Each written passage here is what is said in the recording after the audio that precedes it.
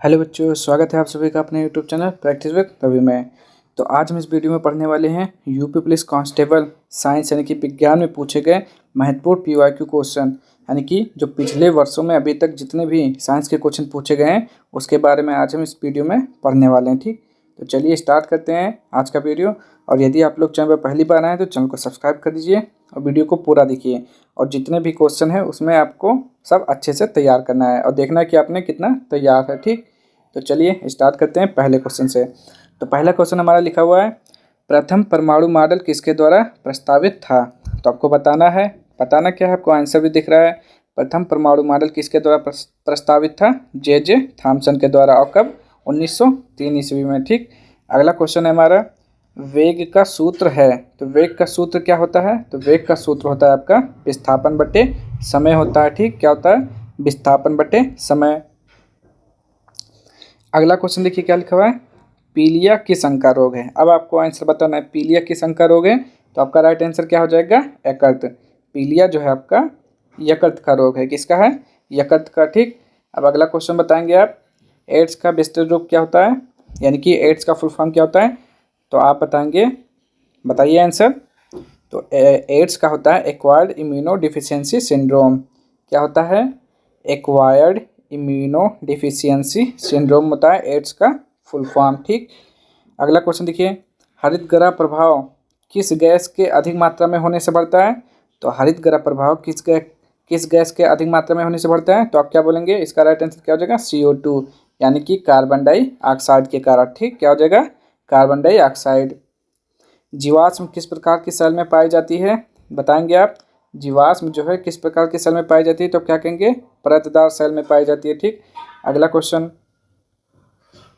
वायुमंडल में कौन सी गैस सबसे ज़्यादा होती है। तो वायुमंडल में सबसे ज़्यादा क्या होती है? नाइट्रोजन 78.08%। ऑक्सीजन कितना होता है, यानी कि O2, ये होता है आपका 21% होता है। ठीक, कितना होता है? 21% होता है। अगला क्वेश्चन देखिए, कोशिकाओं का कौन सा भाग पशु कोशिकाओं में नहीं होता है। तो क्या कहेंगे आप? कोशिकाओं का कौन सा भाग पशु कोशिका में नहीं होता? कोशिका भित्ति जो है पशु कोशिका में नहीं होती है। ठीक, अगला क्वेश्चन देखेंगे, बाह्य निषेचन किस में होता है। तो आप क्या कहेंगे? बाह्य निषेचन किस में होता है। तो आप क्या बोलेंगे? मेंढक में होता है। ठीक, अगला क्वेश्चन देखिए, मानवों में आवाज़ किसके द्वारा उत्पादित होती है। तो कंठ के द्वारा उत्पादित होती है। कंठ यानी कि गले के द्वारा। अगला क्वेश्चन है, मानव शरीर का कौन सा भाग ऑस्टियोपोरोसिस से प्रभावित होता है। तो आपका आंसर क्या हो जाएगा? हड्डियां जो होती हैं आपका ऑस्टियोपोरोसिस से प्रभावित होती हैं। प्रकाश वर्ष किसका मापन करता है। तो दूरी का मापन करता है। क्या हो जाएगा आपका राइट आंसर? दूरी का हो जाएगा। ठीक, चलिए अगला क्वेश्चन, मनुष्य की आँख का रंग डैश में स्थित रंग द्रव्य पर निर्भर करता है। तो आपको ये बताना है, इसका राइट आंसर क्या हो जाएगा। चलिए देखते हैं। तो इसका राइट आंसर है आपका आयरिस। क्या हो जाएगा? आयरिस हो जाएगा। ठीक, अगला देखिए, कौन सा मानव रोग बैक्टीरिया के कारण उत्पन्न होता है। तो जो आंत ज्वर होता है वो बैक्टीरिया के कारण होता है। ठीक, अगला क्वेश्चन, खून में कुछ कोशिकाओं की उपस्थिति के कारण रक्त के थक्के का गठन होता है। इन कोशिकाओं को क्या कहा जाता है। तो थ्रोम्बोसाइट्स कहा जाता है। क्या कहा जाता है? थ्रोम्बोसाइट्स कहा जाता है। ठीक, अगला क्वेश्चन देखिए, जीवित प्राणियों में निषेचन के दौरान नर और मादा गैमेट का संलयन एक कोशिका बनाने के लिए होता है, जिसे कहा जाता है। तो अब क्या बोलेंगे? जिसे क्या कहा जाता है? युग्मनज कहा जाता है। ठीक, क्या कहा जाता है? युग्मनज। चलिए अगला क्वेश्चन देखिए, आराम करने वाले व्यक्ति की नाड़ी की दर आमतौर पर प्रति मिनट धड़कन के बीच होती है, मतलब कितने से कितने के बीच में होती है। तो आपका राइट आंसर क्या हो जाएगा? 72 से 80 के बीच में होती है। ठीक, एक बार ढाले जाने के बाद गर्म करके नर्म नहीं किया जा सकने वाले प्लास्टिक को क्या कहा जाता है। तो एक बार अगर ढल चुका है तो उसे आप गर्म करके दोबारा नहीं बना सकते, वो होता है थर्मोसेटिंग प्लास्टिक। ठीक, अगला क्वेश्चन, एक व्यक्ति की समान रूप से 24 घंटे में लगभग 1 से कितना मूत्र विसर्जित करता है। तो आपको बताना है। तो इसका राइट आंसर क्या हो जाएगा? 1.8 लीटर। 1 से लगभग 1.8 लीटर तक मूत्र विसर्जित करता है। ठीक, अगला क्वेश्चन, 1943 में विटामिन के आविष्कार के लिए किन्हें नोबेल पुरस्कार दिया गया था। ठीक, तो किन्हें दिया गया था? डोइजी एंड डैम को नोबेल पुरस्कार दिया गया था कि विटामिन के आविष्कार के लिए। ठीक, अगला क्वेश्चन देखिए, पेड़ पौधों में निषेचन के बाद अंडाशय परिवर्तित होता है, किस में परिवर्तित हो जाता है?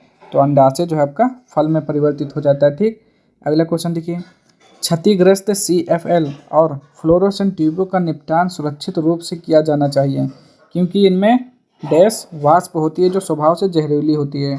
तो कौन सी होती है? पारे की वाष्प होती है। ठीक, क्या लिखेंगे आप यहाँ पे? पारे की वाष्प होती है। अगला क्वेश्चन देखेंगे, पौधों में पानी और पोषक तत्वों के परिवहन के लिए संवहनी ऊतक को क्या कहा जाता है? तो संवहनी ऊतक को क्या कहा जाता है? जाइलम कहा जाता है। ठीक, क्या कहा जाता है? जाइलम। किसी भी प्राकृतिक कच्चे माल के बिना बनाया गया एक मानव निर्मित फाइबर, यह कोयले, पानी और हवा से तैयार किया गया था। यह पहला पूर्ण सिंथेटिक फाइबर था। यह क्या है? तो वह क्या चीज़ था? वो था आपका नायलॉन। ठीक, चलिए अगला क्वेश्चन, किसने अधिग्रहित चरित्र की विरासत सिद्धांत को प्रतिपादित किया था? तो चलिए देख लेते हैं कौन थे वो। तो वो थे आपके जीन बैप्टिस्ट लैमार्क। कौन थे? जीन बैप्टिस्ट लैमार्क थे। अगला क्वेश्चन लिखा हुआ है, नियान लैम्प का आविष्कार किसके द्वारा किया गया? तो नियान लैम्प का आविष्कार किया गया था जार्डोस क्लाउड के द्वारा। किसके द्वारा? जार्डोस क्लाउड के द्वारा। ठीक, इंपॉर्टेंट क्वेश्चन है, कौन सा अंग अप्रयुक्त या क्षतिग्रस्त बिंबाणु को हटाने में सक्षम है? तो वो है आपका तिल्ली, जिसे प्लीहा कहा जाता है। ठीक, अगला क्वेश्चन, मिश्र धातु गुलाब सोने में सोने के अलावा अन्य कौन से धातु शामिल हैं? ठीक, तो सोने में और कौन सा होता है? उसमें तांबा मिला होता है। ठीक, मिश्र धातु गुलाब में सोना और सोना के अलावा तांबा होता है। अगला क्वेश्चन देखेंगे, मोनोमर कैप्रोलैक्टम का किस बहुलक को प्राप्त करने के लिए बहुलकीकरण किया जाता है? तो इसको प्राप्त करने के लिए आपको नायलॉन 6 का बहुलकीकरण किया जाता है। ठीक, अगला क्वेश्चन देखिए, शक्ति की भौतिक विमा क्या है? तो शक्ति की भौतिक विमा क्या होता है? M1L2T⁻³ होता है। M1L2T⁻³ होता है। ठीक, अगला क्वेश्चन देखेंगे अब, CaSO4 × 2H2O का रासायनिक सूत्र है, मतलब किसका रासायनिक सूत्र है? तो ये होता है कैल्शियम सल्फेट यानी कि जिप्सम का रासायनिक सूत्र होता है। ठीक, अगला क्वेश्चन देखेंगे, गैल्वेनाइजेशन का मतलब इस्पात को डैश की पतली परत के साथ आवरण करना है। किसके पतली परत के साथ? तो जस्ता की पतली परत के साथ आवरण करना है। ठीक, अगला क्वेश्चन देखें, C60 एक अणु है जिसमें डैश के रूप में व्यवस्थित 60 कार्बन परमाणु होते हैं। तो उसमें होते हैं 12 पंचभुज और 20 षटभुज के रूप में व्यवस्थित होते हैं। ठीक, अगला देखेंगे, सर्वोत्तम गुणवत्ता वाला कोयला जिसमें 80% से 95% कार्बन होता है वह है? तो कौन सा कोयला है? एंथ्रासाइट होता है। ठीक, क्या होता है? एंथ्रासाइट होता है। अगला क्वेश्चन देखेंगे, चलिए अगला क्वेश्चन देखिए, पॉलीप्रोपिलीन क्या है? तो ये आपका बहुलक है। ठीक, अगला क्वेश्चन देखते हैं, भारत में किस रेडियोधर्मी धातु का विश्व का सबसे बड़ा भंडार मौजूद है? तो वो है आपका थोरियम है। ठीक, अगला क्वेश्चन देखते हैं, मानव शरीर का कौन सा अंग इंसुलिन पैदा करता है? तो वो है आपका अग्नाशय जो है इंसुलिन पैदा करता है। ठीक, अगला क्वेश्चन देखते हैं, कौन सा तत्व एक आधातु है जो कक्षीय तापमान पर द्रव अवस्था में रहता है? तो वो आपका कौन सा है? तो वो है आपका ब्रोमीन। ठीक, तो राइट आंसर क्या हो जाएगा? ब्रोमीन। किस तत्व की परमाणु त्रिज्या सबसे छोटी होती है? तो आप क्या बोलेंगे? जो क्लोरीन होता है यानी कि Cl क्लोरीन होता है वो आपका, उस क्लोरीन किस तत्व की परमाणु त्रिज्या? तो क्लोरीन की त्रिज्या सबसे छोटी होती है। ठीक, अगला क्वेश्चन देखेंगे, CH3COOH का सूत्र है, किसका सूत्र है ये? तो ये है आपका एथिल एथेनोट का सूत्र है। ठीक, ये सब आपके प्रीवियस ईयर क्वेश्चन है, आप प्रीवियस ईयर क्वेश्चन उठाइए, उसमें देखिए ये सारे के सारे क्वेश्चन आपको मिलेंगे क्योंकि जितने भी क्वेश्चन है सब के सब PYQ क्वेश्चन है। द्रव का घनत्व नापने के लिए किस उपकरण का उपयोग किया जाता है? पिग्नोमीटर का उपयोग किया जाता है। ठीक, जेट इंजन का आविष्कार किसने किया था? देखिए आविष्कार से क्वेश्चन पूछा जाता है। देखिए एक और क्वेश्चन पूछा गया, जेट इंजन का आविष्कार किसने किया था? सर फ्रैंक वेटल ने किया था। ठीक, अगला क्वेश्चन देखेंगे, पाइप वायरस TMB का पूर्ण रूप क्या है? तो इसका पूर्ण रूप क्या होता है आप बताएंगे? तो होता है टोबैको मोजेक वायरस होता है। क्या होता है? टोबैको मोजेक वायरस होता है। निमोनिया किसके कारण होता है? तो निमोनिया आपका बैक्टीरिया के कारण होता है। अगला क्वेश्चन देखेंगे, डॉक्टर के पर्चे पर RX प्रतीक सामान्यतः क्या दर्शाता है? तो जो डॉक्टर के पर्चे पर RX लिखा होता है उसका मतलब है कि आपको वो दवा लेनी है, यानी कि RX का मतलब होता है टेक, यानी कि टेक मतलब लेना। ठीक, वो दवा आपको लेनी है। वायुमंडलीय सापेक्ष आर्द्रता को मापने के लिए किस उपकरण का उपयोग किया जाता है? तो होता है हाइग्रोमीटर। देखिए इससे भी आपका क्वेश्चन पूछा जाता है। पानी का घनत्व अधिकतम होता है, अधिकतम कितना होता है 4 डिग्री सेल्सियस पर होता है। अगला क्वेश्चन, एम्पियर की एसआई इकाई क्या है? तो एम्पियर की एसआई मात्रक क्या होता है? विद्युत धारा होता है एम्पियर का। एम्पियर का क्या होता है? विद्युत धारा। अगला क्वेश्चन देखिए, विटामिन B6 का दूसरा नाम क्या है? तो पायरिडॉक्सिन होता है विटामिन B6 का दूसरा नाम। इरिडियम परत की खोज किसने की और नोबेल पुरस्कार भी जीता? तो वो थे आपके लुइस अल्वारेज थे, जिन्हें इरिडियम परत की खोज की और नोबेल पुरस्कार भी जीता था। किस जीव में यौगिक आँखें होती हैं? तो आप बताएंगे किस जीव में? तो ड्रैगन मक्खी में जो है यौगिक आँखें होती हैं। ठीक, यौगिक आँखें होती हैं। अंगूर की खेती को क्या कहा जाता है? विटीकल्चर कहा जाता है। इससे भी क्वेश्चन पूछा जाता है और इस बार जो 2024 में हुआ ये क्वेश्चन पूछा गया था। ठीक, अगला क्वेश्चन देखेंगे, कौन सा रसायन आतिशबाजी प्रदर्शित करते समय हरे रंग के लिए जिम्मेदार है? तो वो आपका बेरियम क्लोराइड है। ठीक, सर्दियों के दौरान बर्फ़ में नमक डालने से बर्फ़ पिघलने लगती है, क्योंकि तो आपको बताना है क्यों पिघलने लगती है। क्योंकि बर्फ़ की सतह पर पानी के हिमांक बिंदु को कम कर देता है नमक। श्वेत प्रकाश कितने रंगों से मिलकर बना होता है? ये सारे आपके 2024 के क्वेश्चन हैं। श्वेत प्रकाश कितने रंगों से मिलकर बना होता है? 7। अगला क्वेश्चन, सिरके में कौन सा अम्ल मौजूद रहता है? एसिटिक अम्ल रहता है।